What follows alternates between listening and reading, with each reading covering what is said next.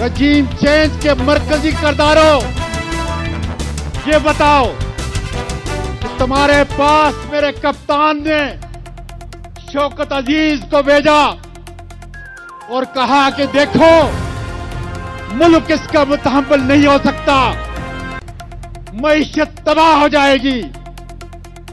आज 8 महीने के बाद तुमने पाकिस्तान की कौम को भेड़ बकरियां समझ के कह रहे हो कि मईशत तबाह हो चुकी है।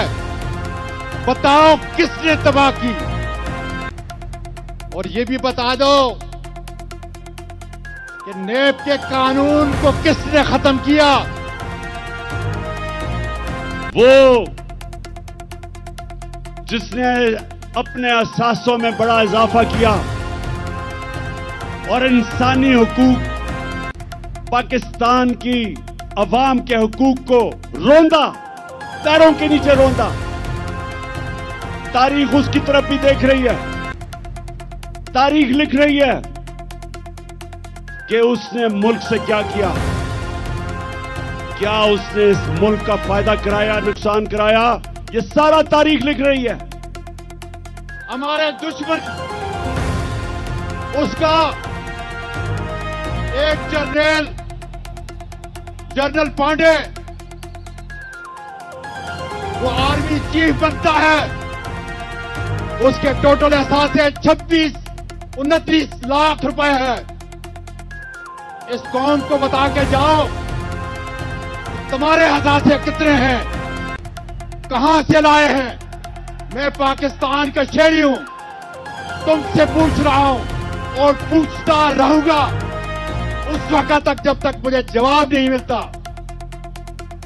जनरल बाजवा, ये भी बता दो कि मेरी कौमी सलामती में कौन सा ऐसा इदारा है? जनरल बाजवा, ये भी बता दो कि मेरी कौमी सलामती में कौन सा ऐसा इदारा है इसमें चंद ऐसे बगैरत हैं कि जो अपने कौम की माओ बेटियों का, उनके शर्म और उनकी इज्जत का लिहाज नहीं करते और उनकी वीडियो बनाते हैं। कौन है वो लोग जो सियासतदानों की, जजों की, डॉक्टर्स की, प्रोफेसर्स की, सनतकारों की, ताजरों की फाइलें बनाते हैं और उसके बाद उनको ब्लैकमेल करते हैं? आओ देखो, तो मेरे कप्तान को डरा रहे थे, खौफ दिला रहे थे, वो तो एक बहादुर मां का सबूत है। आओ इस 74 साल के सीनियर सिटीजन से इसका सर झुका के दिखाओ।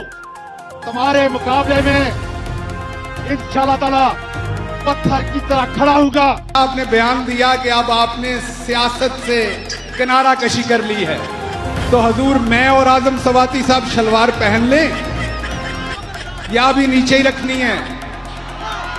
क्योंकि वो ऊपर उठा उठा के फिल्में बनाते थे, मुझे भी नहीं पता था मेरे पीछे या आगे कोई ऐसी खास चीज लगी हुई है जिसमें से कुछ निकालना है, कोई न्यूक्लियर बम में इस्तेमाल होना है, हिंदुस्तान के खिलाफ हमने इस्तेमाल करना है उसे।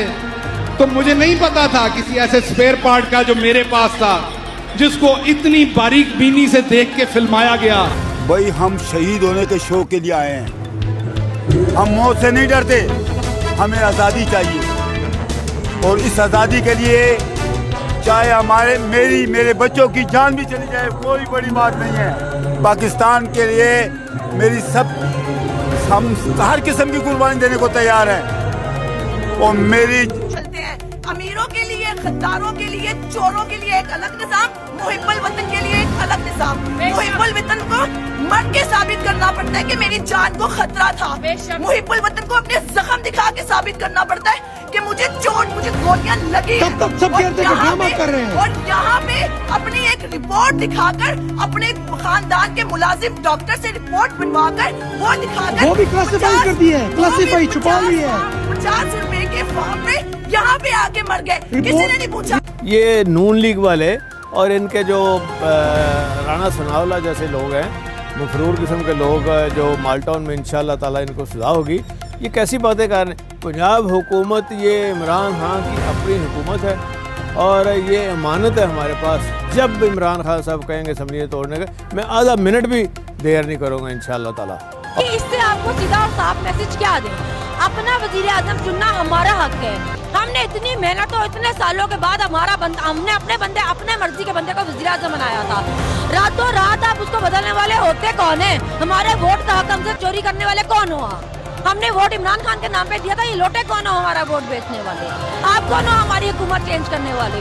अब तो जिद ही सारी यही है। जब जमहूरियत का मतलब अवाम की मर्जी की हुकूमत है तो हमारी मर्जी की हुकूमत आएगी ना। इलेक्शन कराओ, वोटिंग कराओ, जो जिसको अवाम चूज करेगी उसको वजीर आजम बनाओ। इस 2 फुटिया को हम नहीं मानते वजीर आजम। मैं ना नवाज हूँ, ना शबाज हूँ, ना आसफ जरदारी हूँ जो मुकाबले से भाग जाऊं और बीमारी का बहाना करूं।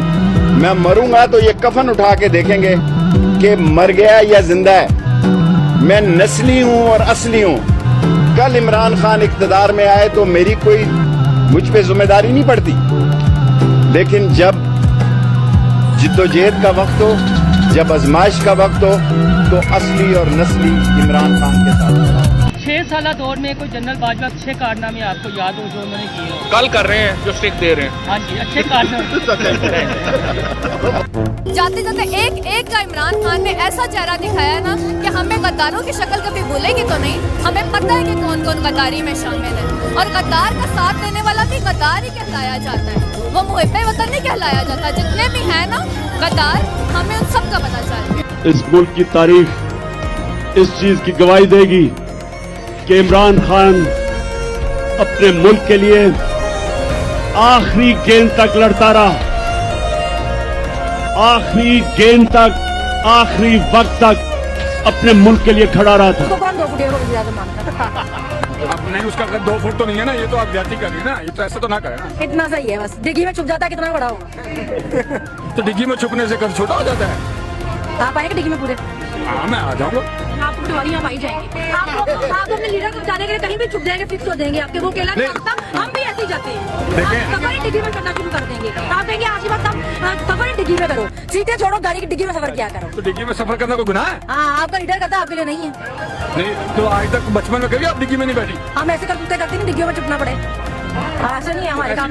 कैसी करतूत जरा बताइए। डिग्गियों में छुपने वाली। तो ये तो कोई देखे ना, अमीर, अच्छा किसी ने पीछे से बोला कि अमीर लोग कुत्ते बिठाते हैं डिग्गियों में। हाँ, तो वो भी बूट वालों का कुत्ता ही है। कौन सा बूट वाला? बूट तो मैंने भी पहने हुए हैं। हाँ, वो जो पूरे मुल्क के मालिक है ना, उनका कुत्ता ही रखा हुआ उन्होंने। वो डिग्गी में छुप के वही चाटने जाता था, आपको नहीं पता था?